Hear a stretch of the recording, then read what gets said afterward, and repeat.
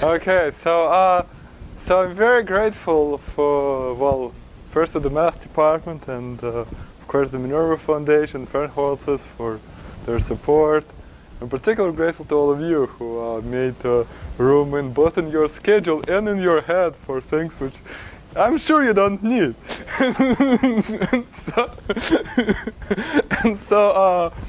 and so today I thought we'd talk a little bit about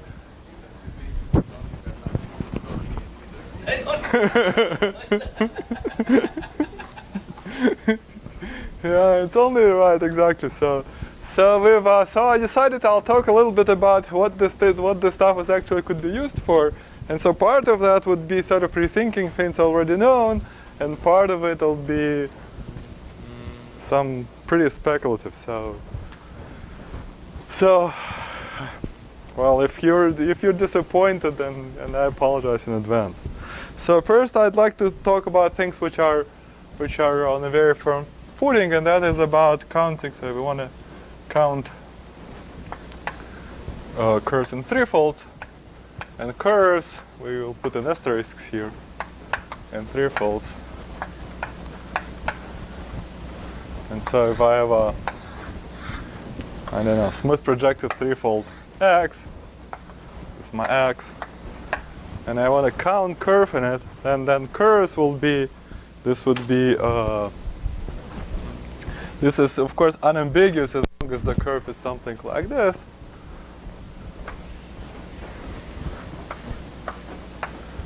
And I find, for example, that the virtual dimension of this space is again the Riemann-Roch computation, comes out to be independent of the genus, the first term class of x dot the degree of the curve.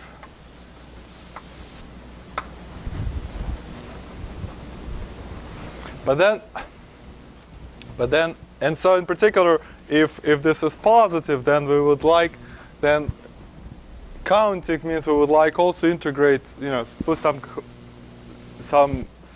further constraints, some maybe put some tautological homology classes. We'll talk about them in a second. And so now comes the asterisk, because there's so many ways to count curves. You can, so this asterisk, a curve could mean for example a map. So curves could mean, you know, could be a map. Curve could be, no, could be a map. So this space could be, so a map. It could be some abstract curve.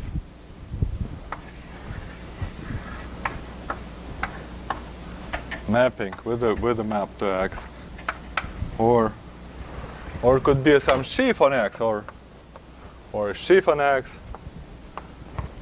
In this case, well, in this case, ideal sheaf. What would it be? E.g., ideal sheaf.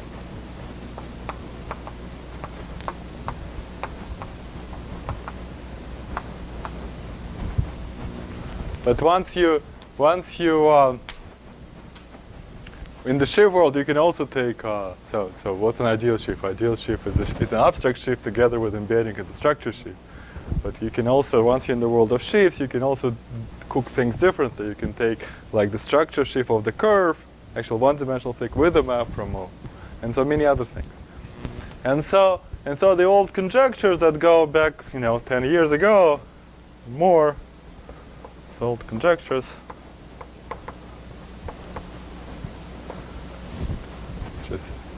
more or less formulated in this building. This go by the name of MNFP conjectures. Say that all these ways is somehow the same. So they say all the same. Say all these counts are the same.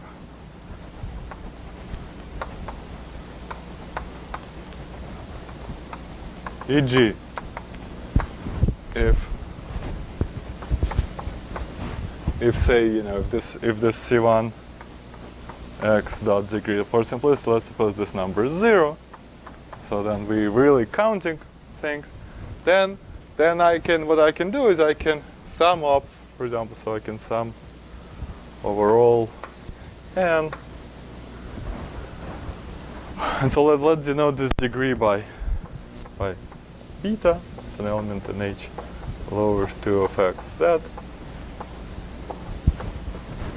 over all n minus q to the power n times the integral of 1 over this virtual fundamental class of the Hilbert. Take Hilb, so ideal sheaf on X is parameterized by the Hilbert scheme of X. The Hilbert polynomial having two coefficients, one is beta and the other is n. This is up to some. So the same up to some terms that have to do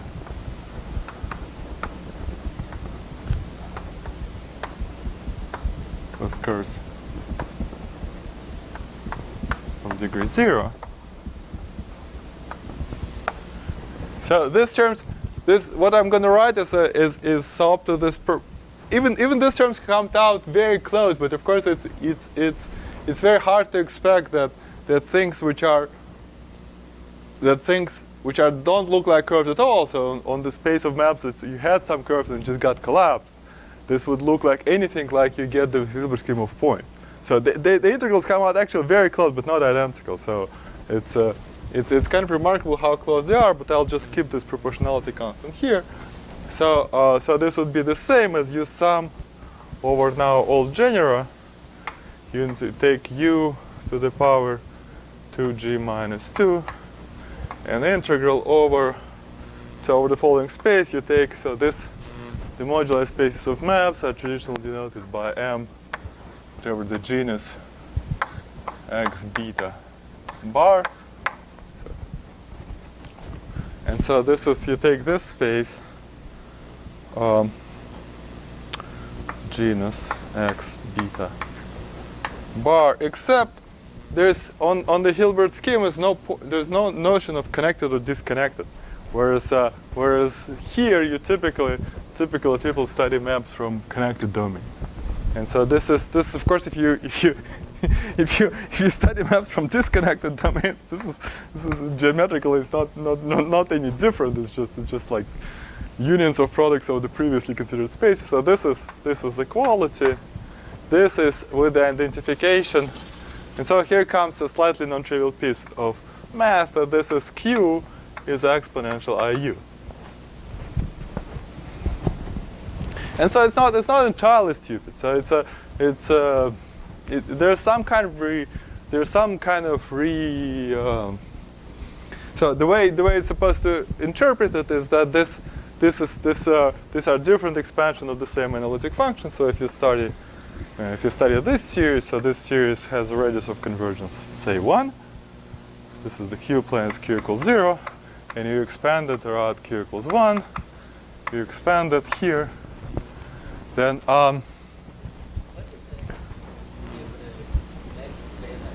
so if I have a curve in the threefold, then Hilbert polynomial has two terms. One is the degree, and then the constant term, the holomorphic Euler characteristic.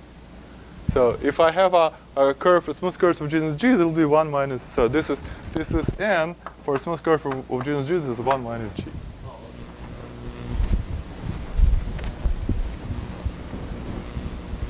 So you see, you have a series that you have to expand at the boundary of its radius of convergence. And in fact, it's something.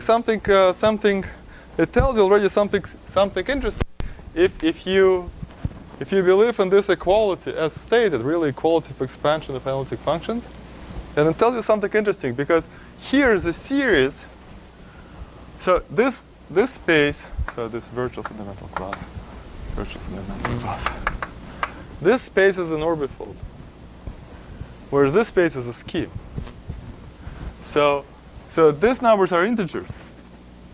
If I have a series with integer coefficients, radius converges 1, then there's an old classical theorem says that either it has essential singularities at the end of either has essential boundary it was a conjecture of Boyer proven by Fritz Carlson. So it says either this is essential boundary or this is a rational function.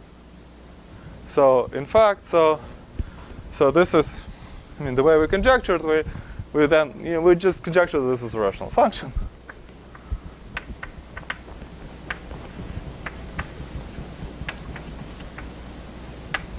And part of the conjectural part of my talk will be about what is this rational function.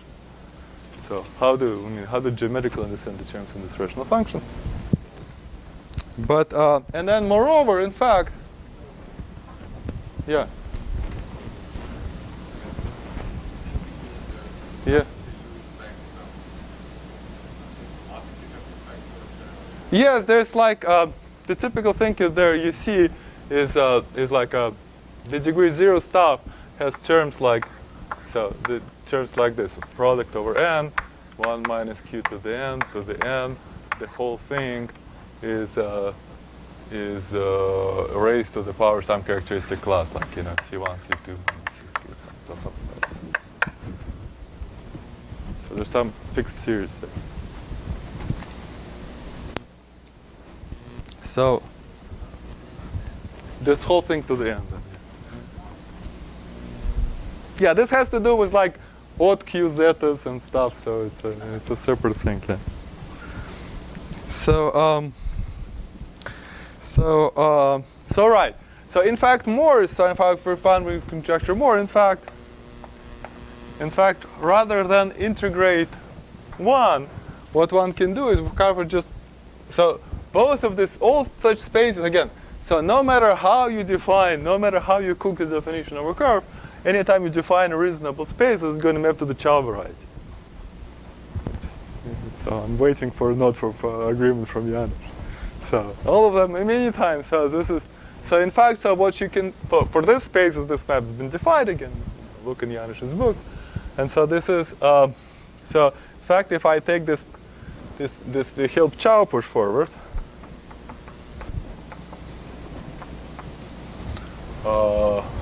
of this class, that in fact is then, well, also proportional with the same constant, with the same thing, proportional to the push forward of whatever m by a Kontsevich-Chow map. So the same thing. So in fact, the equality is true. Equality is not. It's true not somehow abstractly due to some geometry of x, but in fact curve by curve. You want to count some things in a particular cycle. There's that. Yeah. So this means you can if you try to like some natural homology class on the Chow variety, you can push it from the Hilbert scheme, or you can push it from Kontsevich's space, and this is going to be the same. And so this will be the spirit of some conjectures we discuss later. And so this is now known. So this is known. This is now known for a lot of threefolds. And a particularly important step was made, around 2 years ago by Rahul and a recent Princeton graduate Aaron Princeton. So then we proved it a long time ago. I mean, in the old days we proved it for toric varieties, and they've pushed it forward. And so this is by the following logic. So I'll just review the logic by the following logic.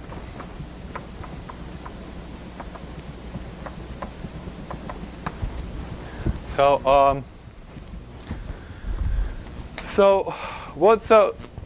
you want to prove that various definitions give you the same, and so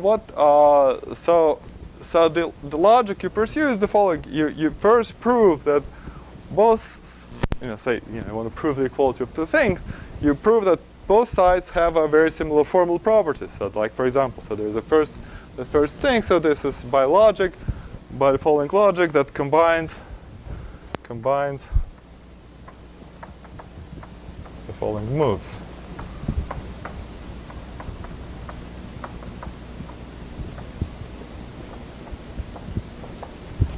the move. So the following first degeneration. So if I have if my variety x, if I have some variety x, this was my x, and I can degenerate it to a union of two varieties along a smooth divisor. So x1, x2, union along some divisor d.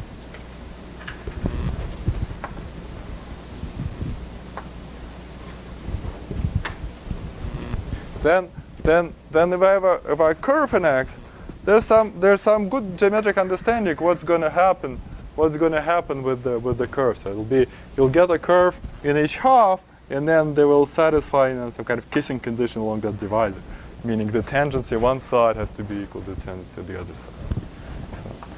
So if it's and so this lets you, if you consider, so this lets you reduce the counts in x. This you therefore reduce, and this is both. This is in all curve counting theories. You have a similar degeneration formula. They prove differently, but somehow the spirit is always the same. They reduce the relative count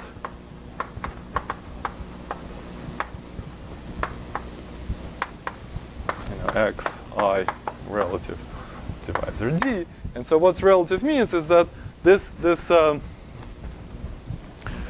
you'd like to remember not just a curve. So since here you will need to reconstruct a curve in x, you will need to match some tangency condition between one side and the other side. So you need, like, in the Hilbert scheme, you will need a map to the Hilbert scheme of the divisor. And so this is a map which is not defined on the Hilbert scheme, but you can resolve. You can consider different moduli spaces. Will be on this map will be resolved. So there's a map. There's a relative Hilbert scheme that comes with the map to the Hilbert scheme of the divisor. So this is and second step is you can trade relative invariance. So this means this is very nice because a lot of varieties can be degenerate. In a lot of varieties you can break into simple pieces, but then you go in kind of a more general world of invariance. And besides, you can only, so to speak, play this game once, because if you already had the divisor, then there is no formula like this. Although some people will disagree, but if divisor is not smooth but rather normal crossing, there's well, I don't know. There is a group of people who are working on formula in this situation, but let's say there's no formula. So well, maybe at some point there will be usable formula, will be great. But anyway, so you go outside, so then you trade relative invariance for somehow for tautological. i.e., in the Hilbert scheme, you can take the characteristic classes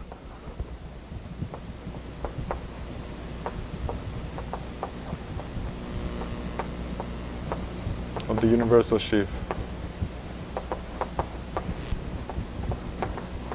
on X cross here. Right, so you'd like to see here there were some tendency conditions. You'd like to replace them with some saying, well, this is kind of like characteristic class of the universal sheaf, and there is a way to make it precise. And this is really the point where Pandey and Pixon achieved a lot of mileage here.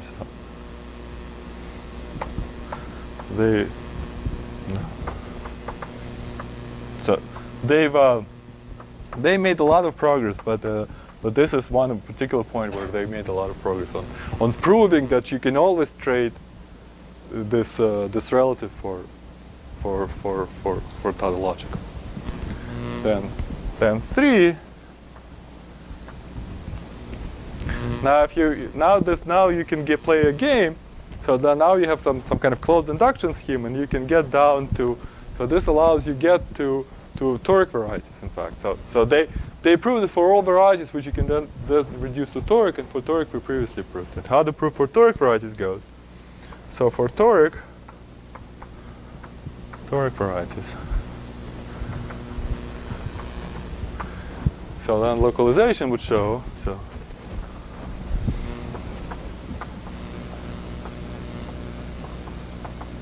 localization reduces everything to the, so maybe I'll go back there.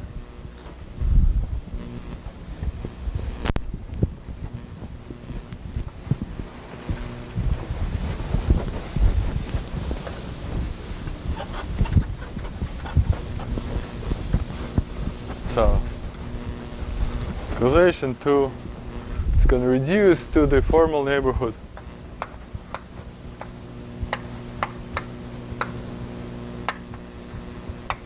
of the toric skeleton. Meaning, so if I have a toric variety such as I don't know, this is a picture of P3, then I can only, it's enough for me to count curves that are in a formal neighborhood of this 4 lines. And this can be combined, so it can be combined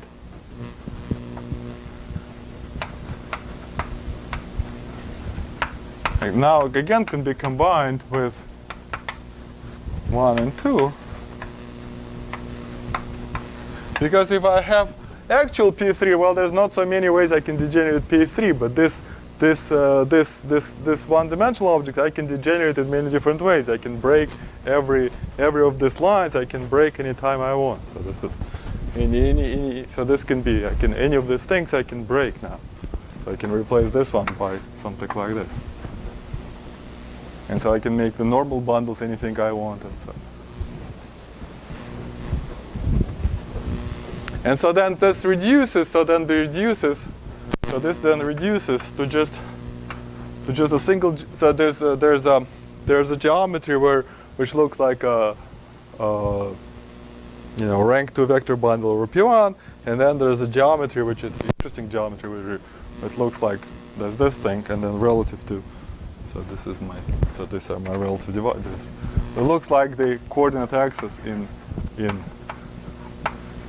So it's like the coordinate axis in. Coordinate axis in P1 cubed. And this is relative to 3 divisors, so there's 3 relative conditions, and this reduces everything to computing this geometry. And there's equivalent geometry.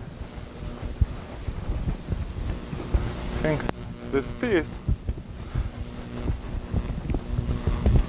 we proved that equivalently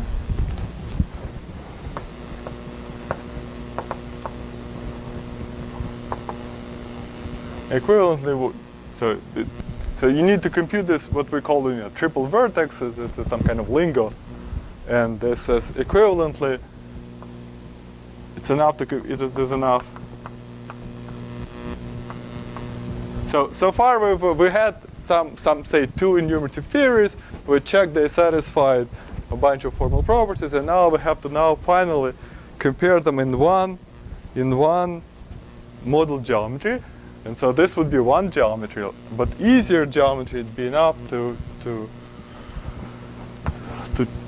compute the following object. You take well, I draw a picture which looks like this. So it's an A, so it's like an A2 surface fibration over U1, and you take, this is A2 surface, so the fiber here is a torical, it's A2 surface, it's over P1. That makes sense? So the toric diagram of A2 surface looks like this.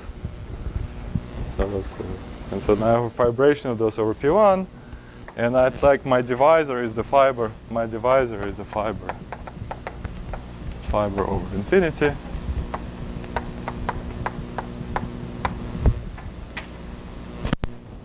And so this is the cohomology of this is the cohomology of the somehow the Hilbert scheme of this is exactly like 3 copies of the cohomology of C2, and so this is exactly the same amount of data as you have here.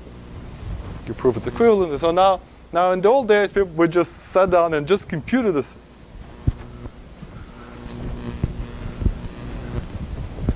And so now a small improvement on this old days is that the machinery that the computation that we did last time,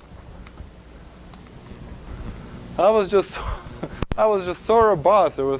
Remember the computation we did last time was just nothing but some kind of properness, dimension estimates, and the computation of so to speak counting a straight line. And so that computation is just this is a way to take care of this, and similar computation is done with somehow. This is what I'm trying to explain is how you can use what you learned to improve on your knowledge of what you maybe don't care to know, but anyway somehow. So this is but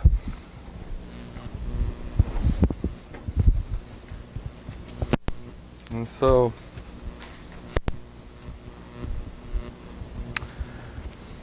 to conclude this, it'd be interesting. So this is not only of course this computation not only does it compute so the enumerative geometry of like sheaves in rank 1.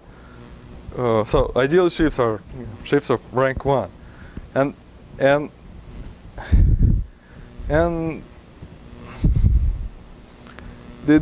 this computation of the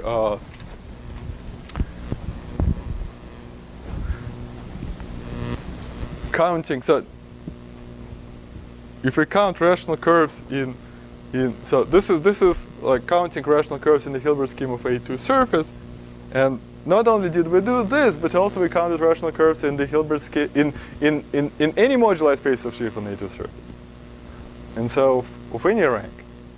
And so then so in particular there's the same way one can envision doing some kind of higher rank analog of this and seeing what's going to happen, but this is not what this lecture is going to be about.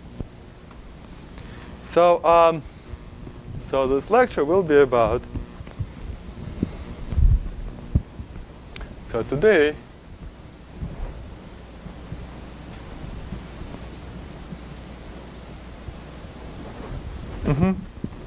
yeah, right. Right.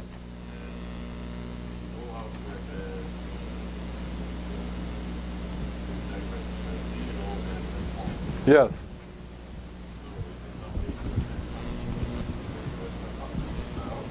Yeah, so this is what the talk will be about. Yeah, I mean one way to. But it's not going to be so today. I'll erase this part. I'll keep this part.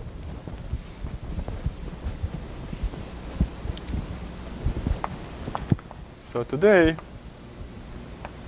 we'll try to have the same discussion. Talk about K-theory.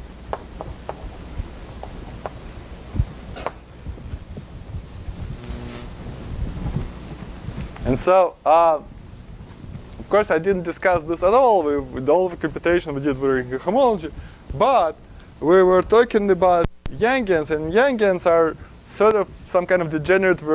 Among all quantum groups, Yangians are the degenerate ones, and they're better ones. The ones with actual somehow the Q analogs of. So the Yangian is not the most non-degenerate quantum group you can write down.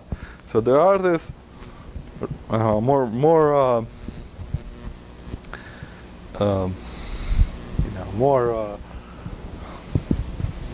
flavorful quantum groups, and they have to do with the quantum K theory, all this variety. And so in particular, they allow one in principle. Of course, this is some it hasn't been written down. In principle, do the K theoretic analog of this computation. And so today we'll be talking about this in K theory, and So the outline of this is, well, unfortunately or fortunately, anyhow, in K-theory, we don't know how to, and I'll explain what the issue is. So it's really a big problem to do anything in K-theory of these spaces. So I'll explain later why. But instead this side, what's going to happen in K-theory is this side will be equal to some, will be equated to some, this side will be equal to the computation in K-theory of these varieties will be equal to some curved K-theoretic curve counts on certain Calabi-Yau 5-folds.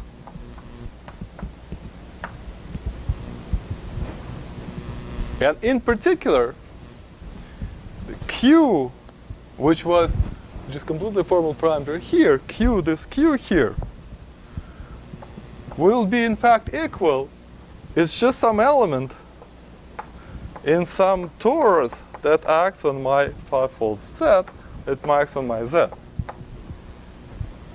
And so what will be this computation will be this rational function will be just the if you create K-theory, if your variety is proper, you get a polynomial. If your variety is not proper, then you get a rational function. That's the rational function.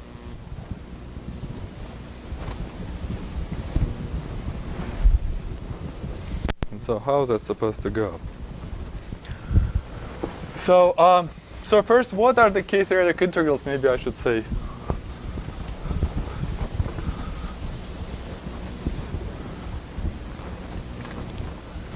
Well, maybe I'll start first with the general outline. So, need some water.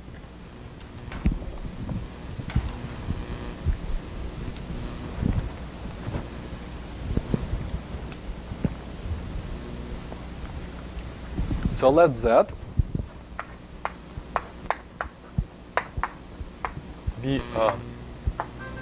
I apologize. Анькин, я лекцию читаю. У тебя все нормально? Sorry, my daughter. So let Z be a 5-fold with a 5-fold with trivial. So there'll be no assumption on this being compact. This is, in fact, will be necessarily non-compact. With a C star action, with C star, and the C star, since Q will be element of that C star, will just derive C star Q. Acting on Z, so that 1, it preserves the nowhere vanishing 5 form. Second, it and that's it, right? So this, yeah, and that its fixed locus will denote X, which is the fixed locus, has pure dimension 3.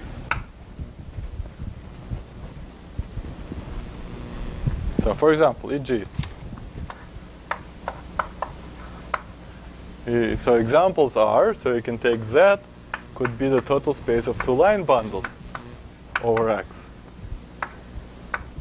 as long as their tensor product is canonical of X.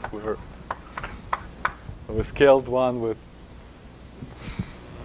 and in fact, so locally near, since this is a 3-dimensional thing, and I preserve the 5 form, locally this is the structure near any component of the fixed locus. More generally, this, of course, the fixed locus may be disconnected. Like, for example, so this was example, so to speak, example 1, maybe, and example 2.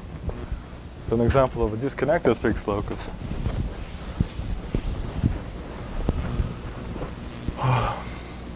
Is I can take, let the same example, let's consider ZR, this would be, so what it's going to be? It's going to be a fiber-wise resolution of Z mod the group of the ith roots of unity in my ZQ. So ZQ was acting by, say, I don't know, this acts with weight Q, and this with weight Q inverse. So then I'll take the roots in my C star Q, ith roots of unity.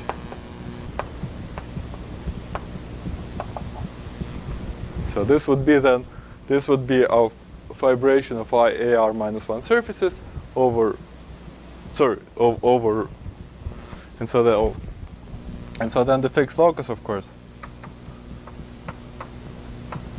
is R copies of X.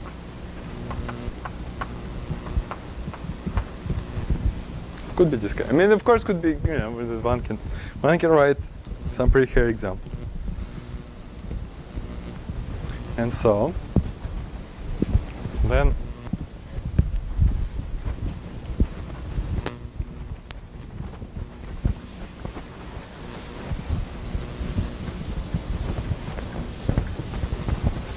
I consider the following.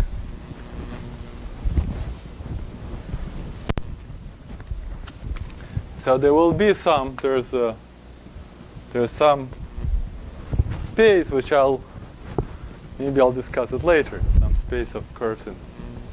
So we'll just, it has some, M2 has some meaning, so I'll just, maybe we'll talk about it later as a certain space of curves in Z.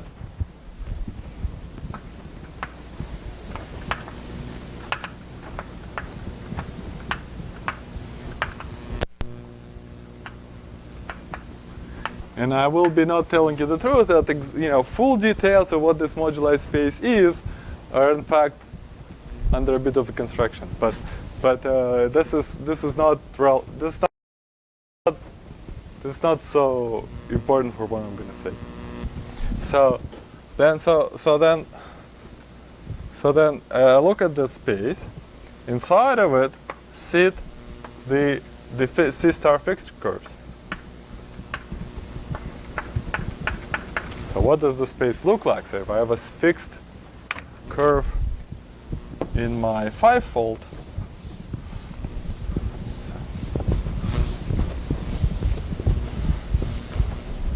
so this is my 5-fold Z will be the blackboard, and there's some components. So these are components, so maybe x1, x2 are components of the fixed locus. Then how can a curve in a 5-fold be fixed? Well, it can be fixed pointwise. It could look like this. Could actually sit in the fixed locus, or it could be an orbit of, C star going from one component to another.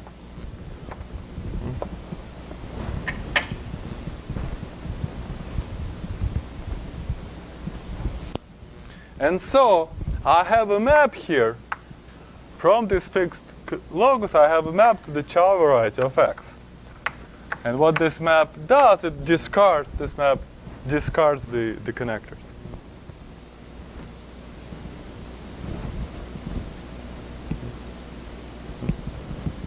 Okay. And so then, of course, here I also have a map from the Hilbert scheme. And so the statement of the theorem, then, of course, that will be again the quality of sheaves.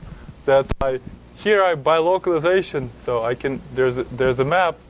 So if I have a certain sheaf here, localization will give me a map, a sheaf here. I can push it forward, and then here I can push forward something, and the quality be equal.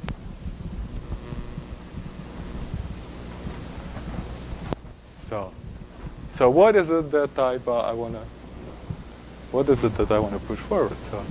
So this is what we'll now discuss. So so here on the Hilbert scheme, we need to write some sheaf. And so again, the flavor of the conjecture would be that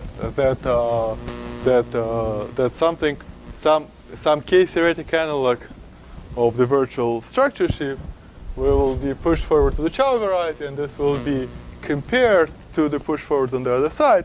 However, the interesting part would be that here this parameter Q, which was summing over the Euler characteristic, here will be interpreted as just the equivalent parameter. When you do an equivalent K theory, and so when you push forward, you get the character of you get the representation of this CSR, and so this representation is infinite dimensional, but its character is well defined, and so this is what you get. And all right, so this is okay. So this is so how Hilbert scheme is defined. So if I have a Hilbert scheme of threefold, then so if I have a Hilb of threefold, Hilb X is locally cut out.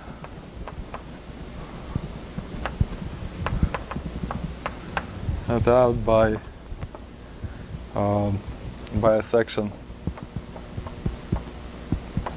of a vector bundle, which I'll call obstruction, inside something smooth, inside a smooth space.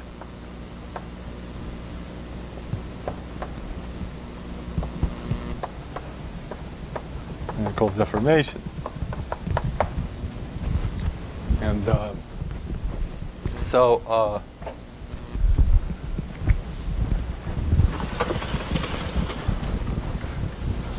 so this is in fact can be done so that the K-theory class, if I take so it's called usually virtual structure sheaf. This is if I have something cut out by a section of a vector bundle, this is I can write Kazul complex for that vector bundle. This would be some replacement of the structure sheaf of what I get. So you can get this virtual structure sheaf is just the sum over I minus 1 to the ith exterior power of the dual of obstruction bundle. So this is the Kazul complex for this, and this is well defined. This will be a well defined K-theory class on Hill. And this is what usually when people talk about K-theoretic, like Grom-Witten invariance and so on and so forth, that's what usually people have in mind. But we would like something else. We would like to twist it by a certain line bundle. So this in particular, this will include the virtual canonical. Virtual canonical would be this is the determinant of the obstructions divided by the determinant of the deformations, and then some other stuff. So in this we'll describe it in a second. So we have the Chow map. And so the part of the conjecture, which is you can.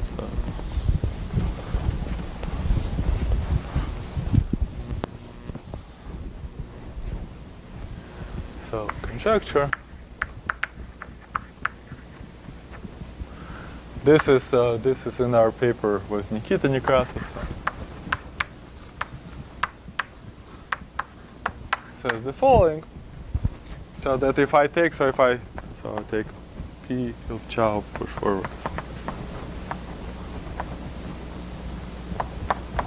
of the following thing. So first I take this over virtual. Then I twist it by a certain square root. So I take K virtual tensor a certain normal bundle contribution.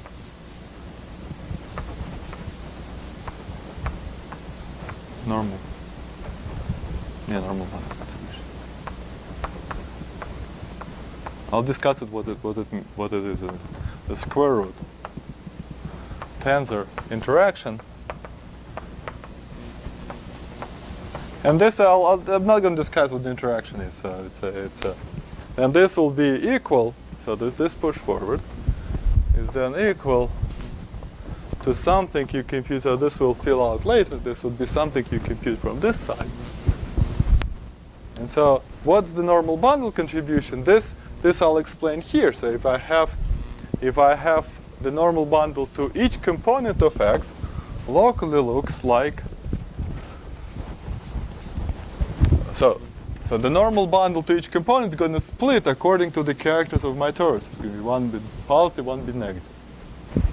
And so then, therefore, on X I have this two, not just the normal bundle, I have two line bundles, the attracting and the repelling part of the normal bundle.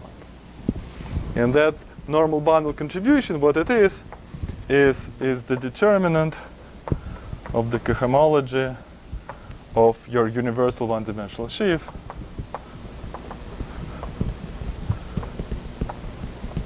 tensor, the difference between the two, not the ratio, but the difference. So in other words, it's the ratio of the determinants. And so this is the attracting part of the normal bundle, it's the repelling part of the normal bundle. And so it's a theorem in our paper that in fact this square root, this thing is well defined up to terms pulled back from Chow.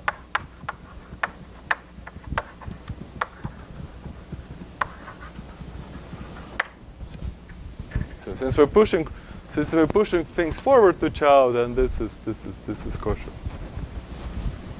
So this is in fact slightly non-trivial, the fact that this in fact the square root of this bundle exists.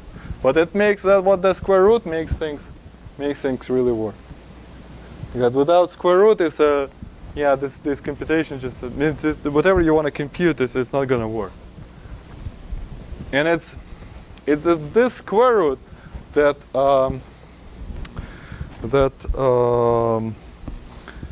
there's, I don't know, a way to define anything like this for moduli stable math.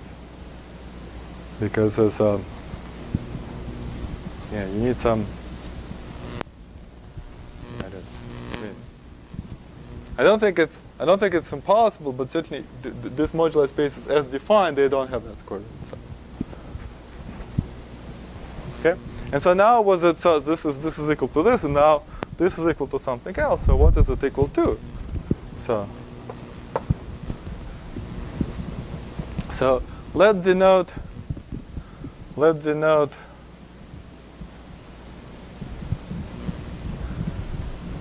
this part maybe O virtual tensor K virtual 1/2. Let's denote this object O tilde virtual. And so on the other side, so this would be equal to the following thing. You start with similar bundle O tilde virtual on this space, this M2 space. Then since this is inclusion of a fixed locus by a torus action, so this iota. So therefore, localization will give me the inverse of so this localization gives me the inverse of the push forward. Well, localization formula says that any covariant sheaf is in some larger K group pushed forward from the fixed locus. So this was a coherent sheaf. This is a quasi-coherent sheaf, but that's all right because we're interested in an infinite series. So we better be taking whether characteristic or quasi-coherent sheaf. And so then I push it forward. So this I have this pi M2 to Chow push forward, and then and then the last step is now the Chow variety is a semigroup.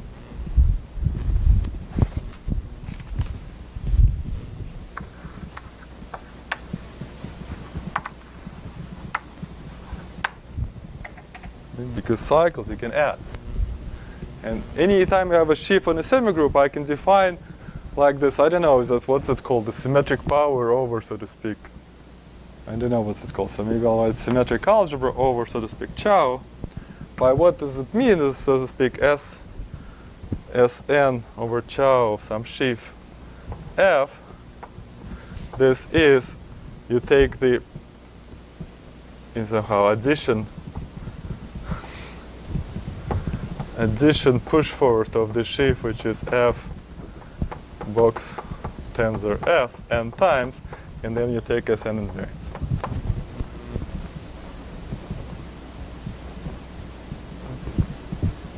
So in other words, if you're here you have a cycle and you can decompose it in some ways, and you have to take this to do this, sort of to count this, all these decompositions. If you had if your cycle was like some irreducible curve with multiplicity 1, there's nothing, there'll be just one term. If you had the multiplicity 2, there'll be two terms. If you have two reducible components. And so that's it, right? So I somehow have to do this. And that's of course a conjecture. This is a question mark here. And so you think, well, this is maybe just like incredibly complicated stuff.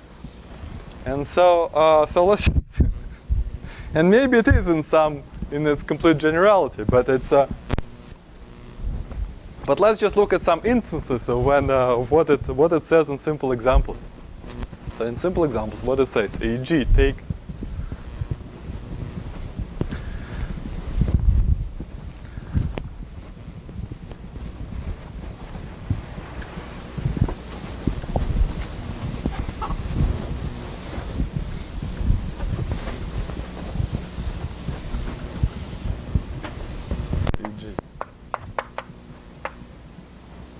example.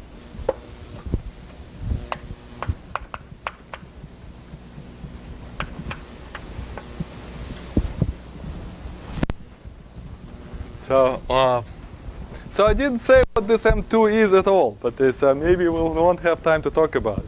But it's some, right, but it is some compactification of the space of immersed curves. And in fact, since we're doing everything over chow already, over over like LCI locus, this already it's extremely non-trivial statement over LCI locus, which is like a huge part of chow. So for example, so what's the example we're going to take? Your Z would be just the total space of 4 line bundles over a curve.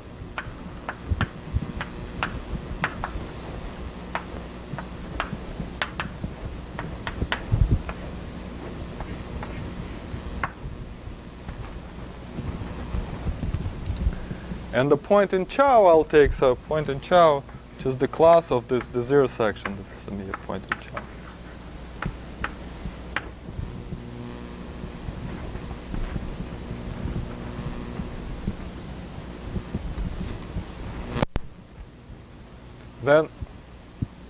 Then I can, so sorry, before I say I have to designate how my torus acts, because I can pick any 2-line bundles here and be this would be, so I'll designate this, since to keep it order of notation, I'll say that this is how my torus acts. It scales this one by Q and this one by Q inverse, and so my X is therefore the space of L3 plus L4 over B.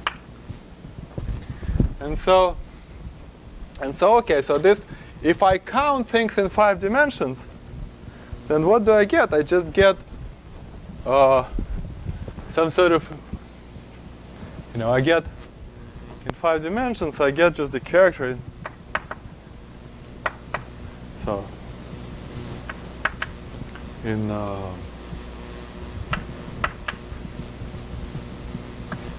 5D, my deformations and abstraction are just cohomology of the normal bundle. So this is just somehow what I get is roughly like exterior algebra of all cohomology of direct sum of my LIs.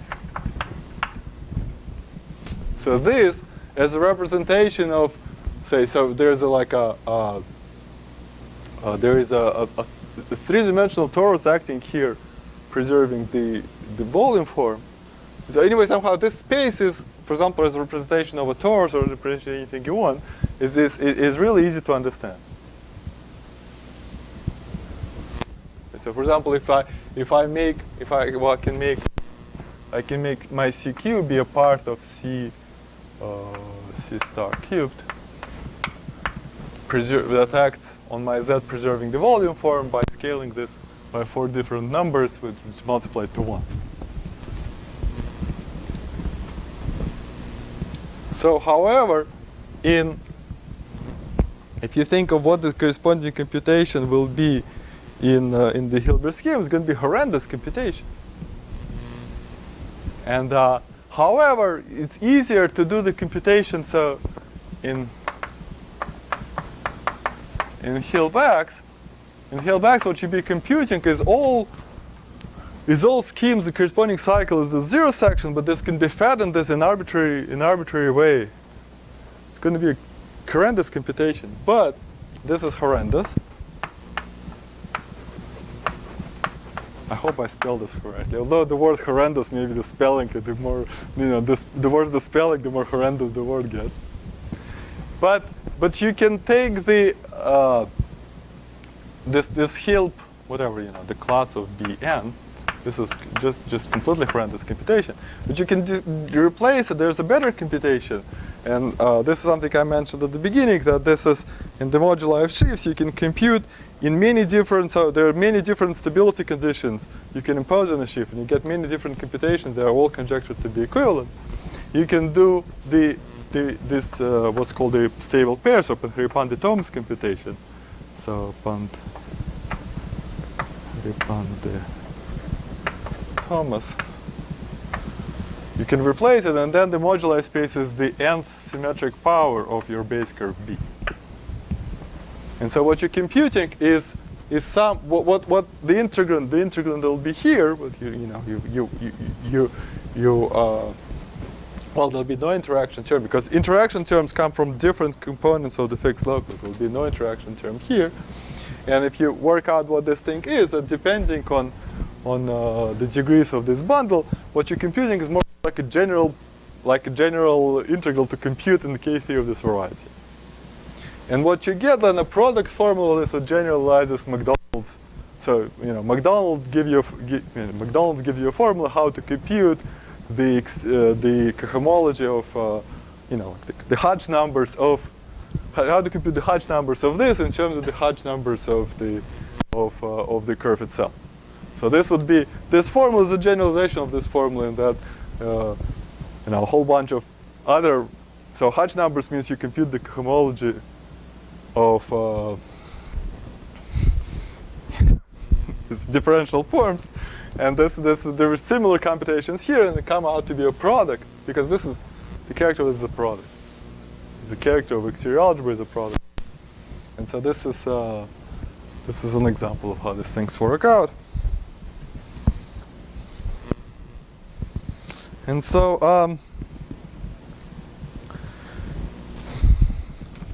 so maybe I was going to somehow take. And so what we already see in this example is this phenomenon then where you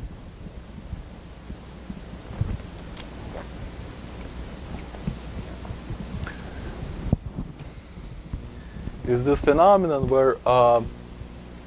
in this 5-dimensional geometry you can make designation differently. You can designate X to be different things depending on if you have a big enough group acting in 5 dimensions.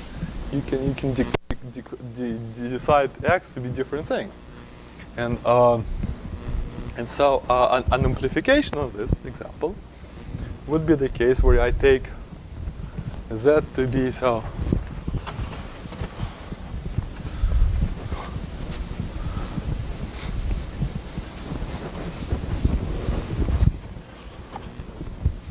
So example, if this was example 0, 0,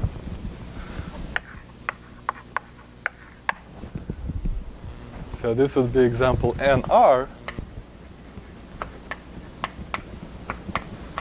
And namely, I can designate Z to be, my Z I can be, so Z could be a bundle of, over some base curve, of, say, AN minus, I don't know, NN, AN, AR surfaces.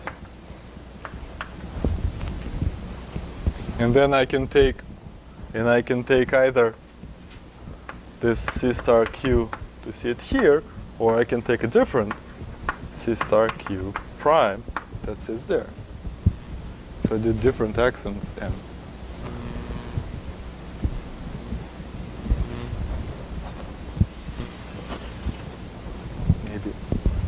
maybe I'd like R minus 1. And this would be one example.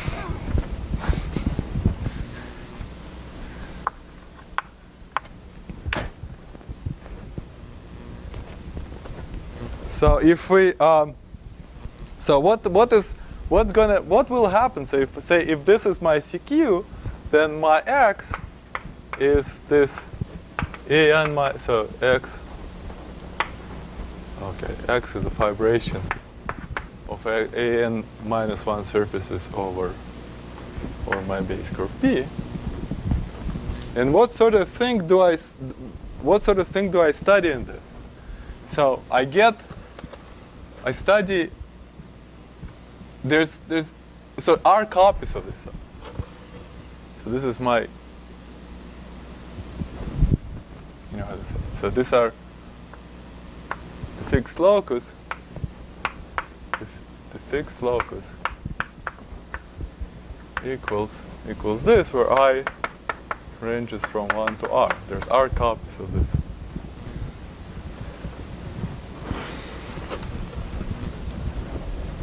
And so this interaction term, which I didn't describe, but what will happen is this interaction term. So if I think this interaction term what will happen is that they will create out of, so you had the moduli space here are rank 1 sheaves on this X. And the interaction term will create one rank R sheaf on X. So here it'll be saying, so I would be saying that the quantum, so the statement that two things are equal, will say this, so let's see, quantum cosmology.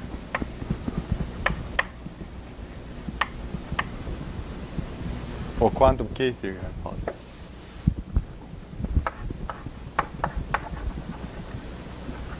Of rank R sheaves on AN minus 1 equals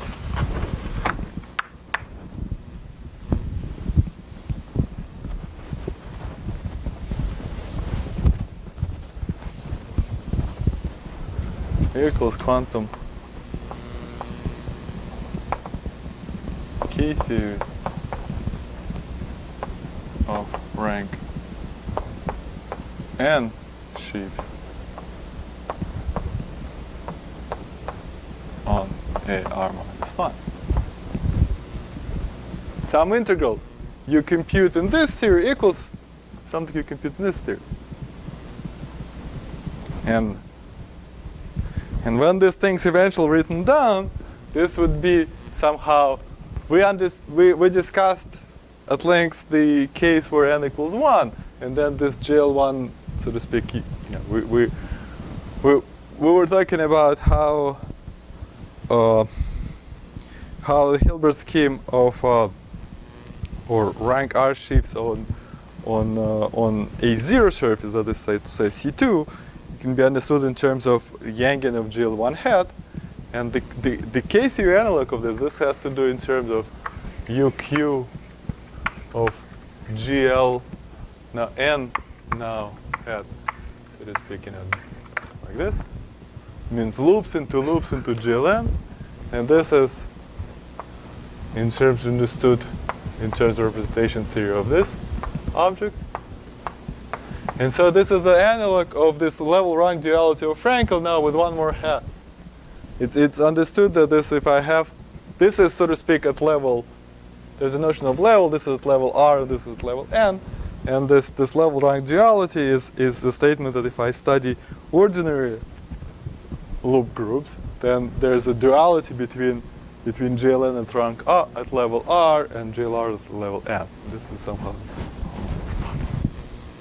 And so this fits inside. So this fits inside a larger story. So this is something I'd like to somehow. Well, we're on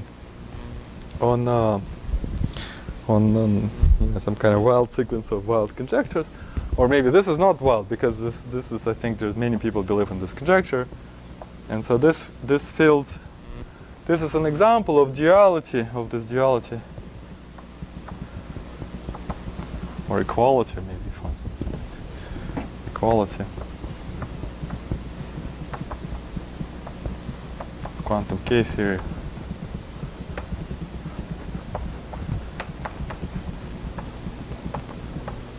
Of dual symplectic resolutions.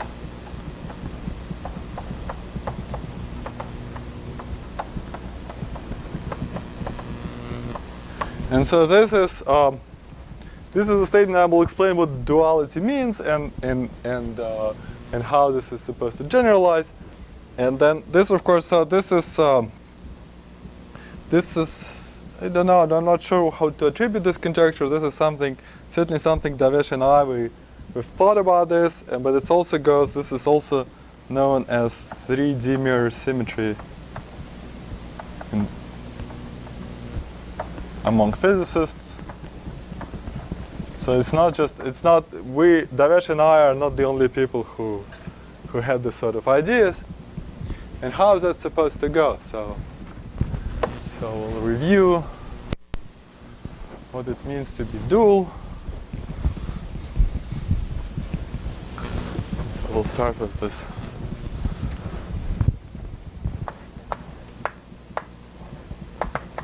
Duality of symplectic resolution.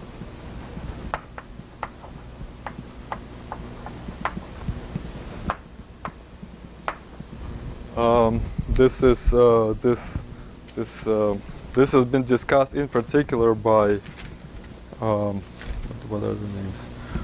Braden,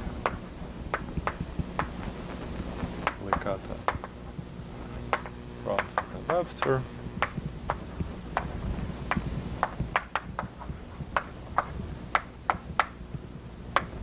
But it's really, the duality here is really, just really Langlands duality, as you will see.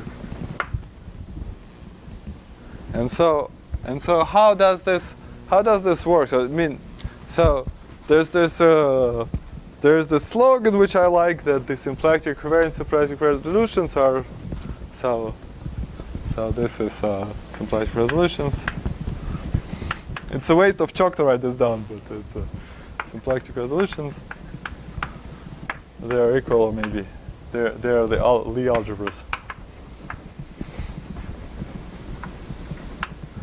In the 21st century. And okay, the Lie algebras of the 19th and 20th century, they had roots. And after all this, the Langlands duality is the duality in which interchanges the roots and the co-roots data. So then the roots, they had roots, and so what are the roots here? So there's symplectic resolutions X. So what are two notions of roots we discussed? So this is so X when it constitutes two sorts of roots. One are the roots which are the roots of this Lie algebra we discussed, and that's these are the geometric roots.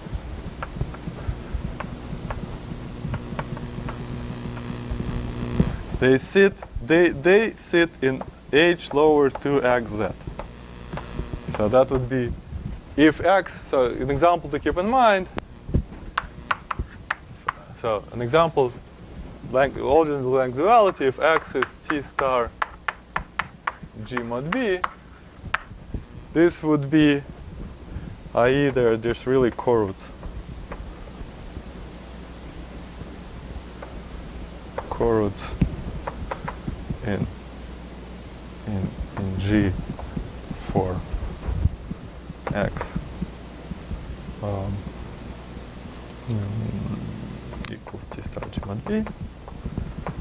Oh, what's a coroot is a special map from P1. I mean, there's a special SL2 mapping here corresponding to a root, and that gives you special P1 in here.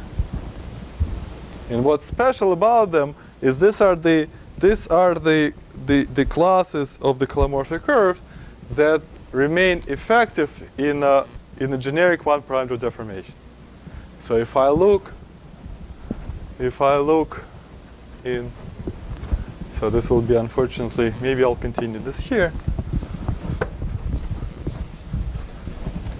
If I look at the deformations, the space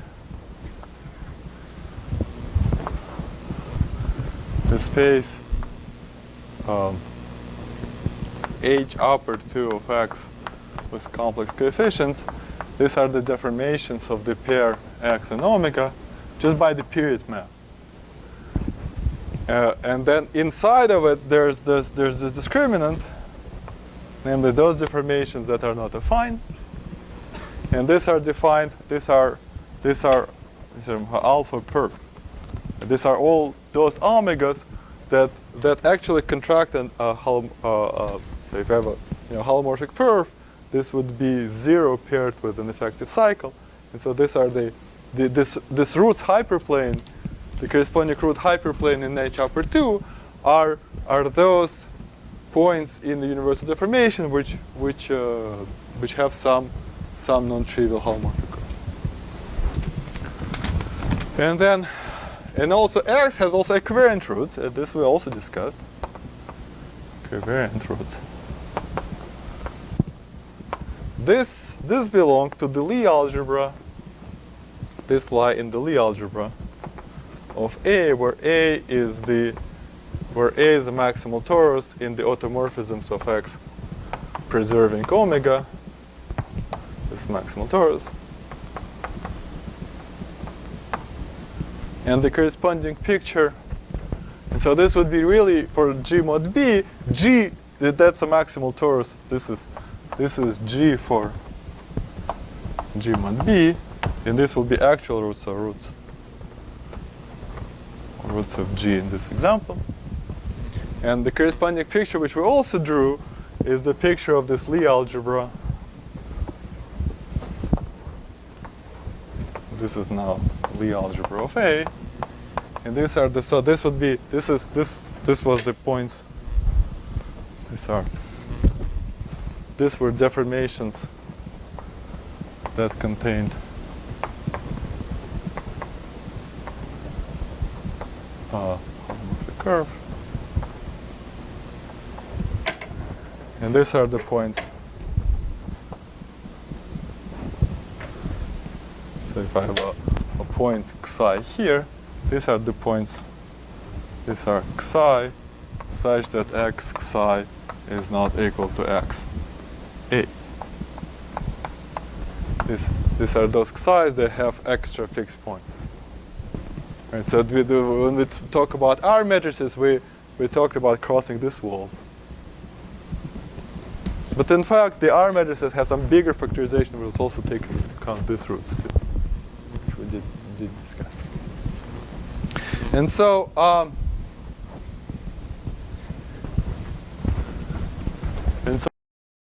the symplectic duality is the situation where so eventually when there is eventually in the eventual theory, at the moment we're missing the Cartan killing of the 21st century. Maybe they're listening to this lecture in the recording. So we're missing the classification of these objects. But whatever the classification is, it will be, of course, eventually it will be involved with data for sure. And that and so if we now consider the situation, which is the case in the example we consider here. Now suppose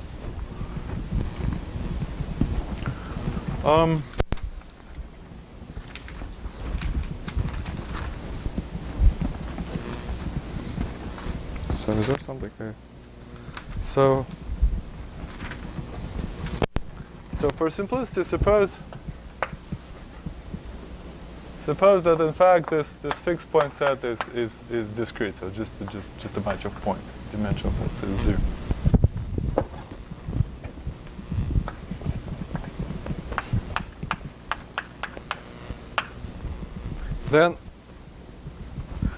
Then I can then I'd like to say that there's be slightly rephrasing, or some maybe improvement, a little bit of an improvement of what the definition is. So then I can consider the following polygon.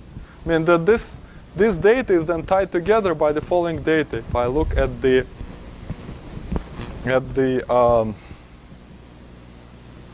so if I look inside the space, which is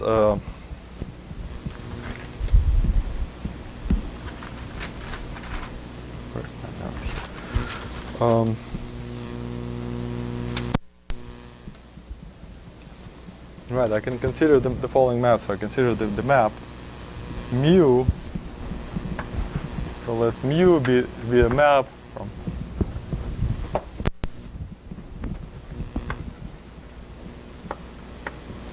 mu will be a map from the fixed point set. So where is it going to go? It's going to go to the tensor product of the dual of the Picard of X, maybe tensor Q. Well, no. Then already the tensor with the Lie algebra, so then it will be the dual of the Lie algebra. And what's this map? This is sort of like the universal moment map. Means if I have an element, if I have a line bundle in pick, and I assume it's linearized, this is, and I have a then this map, when I pair it with the line bundle, so if I take mu of X of some fixed point P, and I pair it with a line bundle tensor something, so this is going to be the weight of L P.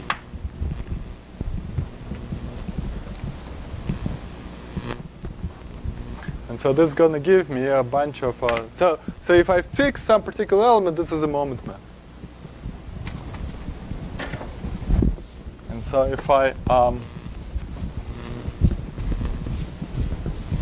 so I have these points,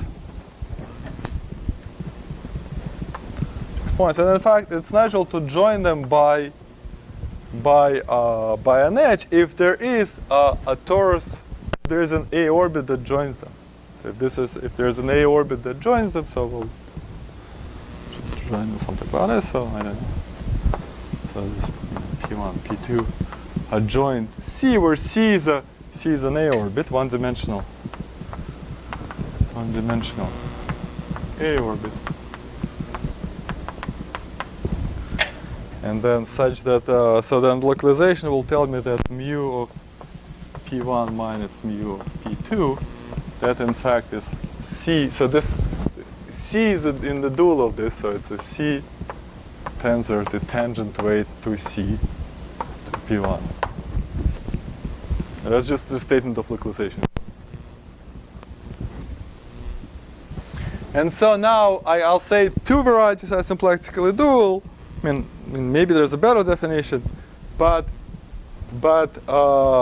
you know that two symplectically dual or two Langlands dual if the corresponding diagrams go into one into another upon the permuting. So duality permutes these two pictures. It permutes this root with this root, and Lie algebra with H upper 2, and it flips this.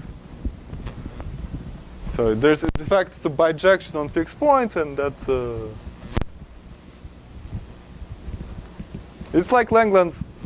Well, it's like Langlands duality. You interchange the root and the co-root data. And so then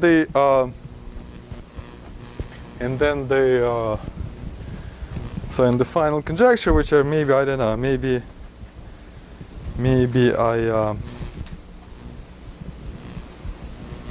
we're all too tired to give it more discussion, is this is that in fact whether or not this thing, so from this 5-dimensional perspective we had some explanation why, or some you want to call the explanation why this is true for this particular. So in particular under this, if you pursue this for shifts of rank R on an A surface and vice versa, this will turn out to be simplexically dual. But there are many other examples, and so this is the natural conjecture would be that whether or not this, I don't know, maybe dependent or independent 5-dimensional perspective, this in fact the corresponding quantum K3 are always equal, and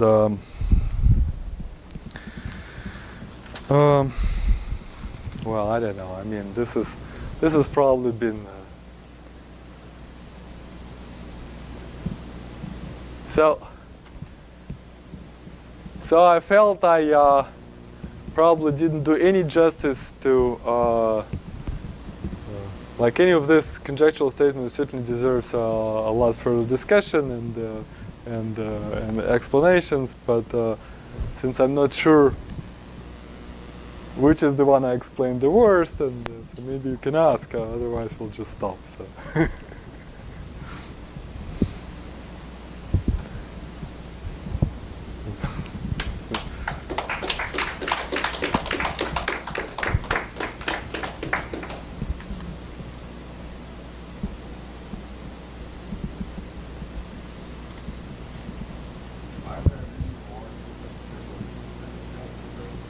Yeah, plenty more. Certainly, well,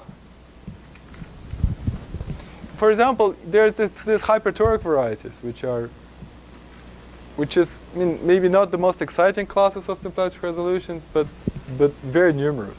So they're very nice in that you can, all geometry you can sort of explicitly see it. Just nice as a toric variety. So what's a hypertoric variety? Hypertoric variety is you take a linear representation of a torus, and you take, so if V is a linear representation of a torus, so then you take the same thing. You take this take a linear representation, and you take this the Hamilton, you impose the moment map condition, and then take the GIT equation. So point is that for torus, for a non-abelian group, we had to really restrict what the representation was, otherwise it'll be a singular variety. But for a torus, you can take pretty much there's not anything you want, but there's a lot more you can take. So there's really tons of them. And then in duality, so in particular, so this is in this instance, this duality by these people has been worked out. Not the quantum key theoretic version, but in terms of so what they've that they prove a lot of very highly non-trivial statements about, like, I don't know, like derived categories of sheaf on one and the other. So this sort of thing. So but it's kind of a.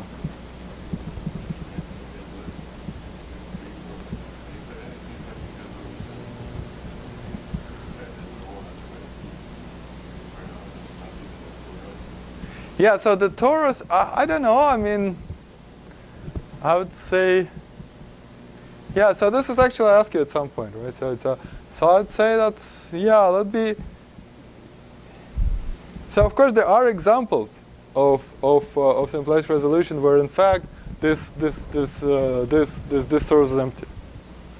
Yeah, there are examples, and the way to take them, you take any quiver which is a tree, and you take the framing vector to be a delta function at one vertex. Then this on this Nakajima variety is just C star, one C star X, and that scale the simplistic form doesn't preserve. Yeah, so that's but But my guess would be, I don't know if it's a valid guess or not, but there must be very few varieties on which in fact there's no automorphism that preserves that preserves the symplectic form.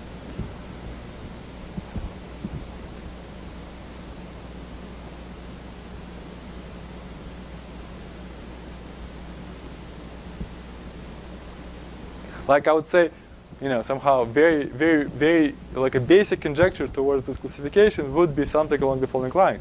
Suppose I have a symplectic resolution such that, so in both cases, so in both instances, there's a way, so if either of these spaces is non-empty, then there's a game you can play, namely, you can take the fixed point sets, which are smaller symplectic resolutions, or you can take, if you take this deformations, that they will look like, so the most singular fiber of this deformation will look like a fibration of simple resolutions over something smooth affine. And so there's, in both instances, if both of the spaces are more than one-dimensional, then you somehow go to some simple resolutions.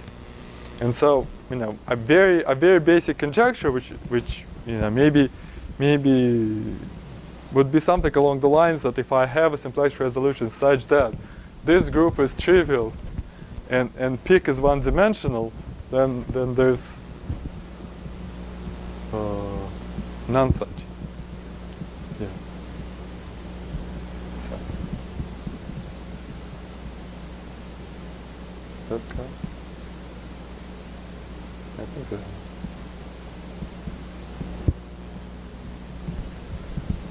So you can always go down one way or the other.